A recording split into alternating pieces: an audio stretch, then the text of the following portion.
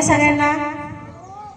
तर गौतम बुद्ध जेव्हा त्यांनी घरदार सोडलं सगळं आणि घरदार सोडून ते गावोगाव फिरायचे, गावगाव फिरायचे आणि ध्यानाला बसायचे. ते असं निवांत जंगलामध्ये एखाद्या झाडाखाली ध्यानाला बसायचे आणि मग ते असेच आणि भिक्षा पण मागायचे.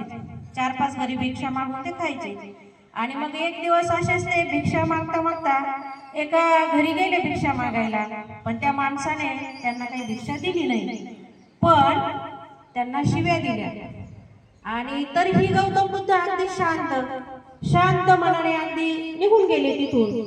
त्या माणसाला आश्चर्य वाटलं की मी यांना एवढ्या शिव्या दिल्या तरीही हे मला काहीच बोलले नाही, एकही शब्द ते मला उलटून बोलले नाही आणि काहीच म्हटले नाही. मग गौतम बुद्ध पुढच्या घरी गेले, तिथल्याही माणसाने त्यांना शिव्या दिल्या, भिक्षा नाही दिली आणि ते शांत बसले. तरीही मग ते पुढे चालत राहिले. मग त्या दोघही व्यक्तींना खूप विशेष वाटलं की आपण यांना काहीही बोललोय, शिव्या दिल्या, भिक्षा तर नाहीच दिली, तरीही गौतम बुद्ध एवढे शांत कसे? तर मग ते जे 2 लोक होते गौतम बुद्धांच्या मागे मागे गेले, त्यांचा पाठलाग करत. आणि मग पुढे जाऊन त्यांना अडवलं आणि प्रश्न विचारला की बुद्धजी, आम्ही तुम्हाला एवढ्या शिव्या दिल्या, भिक्षा तर नाहीच दिली, तरीही तुम्ही आम्हाला काहीच बोलले नाही, का बरं असं?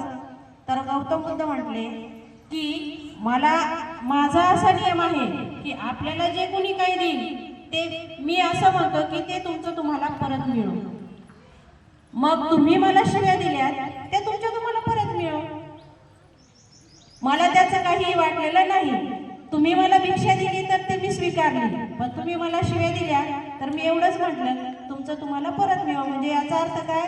तुम्ही मला दिलेल्या शिव्या त्या मी न घेता त्या तुम्हाला परत मिळाल्या, म्हणून मी शांत राहिलो, मला त्याचा रागही आला नाही. म्हणजे याचा अर्थ काय होतो की आपण एखाद्याला, समजा आपण एखादी कृती केली तर त्याची प्रतिकृती मिळून पुन्हा आपल्याकडे येते. आणि जेव्हा गौतम बुद्ध असं म्हणाले तर ते दोन्हीही माणसं अगदी खजील झाले, मान खाली घालून उभे राहिले आणि नंतर लगेच गौतम बुद्धांचे त्यांनी पाय धरून क्षमा मागितली.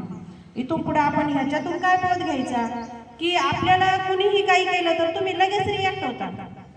एखाद्याने एक चापट मारली सहज किंवा धक्का जरी लागला तर तुम्ही लगेच लाथाबुक्क्याने मारायला सुरू करता, है की नाही? जेवणाच्या सुट्टीत, खेळाच्या सुट्टीत आपण बघतोय.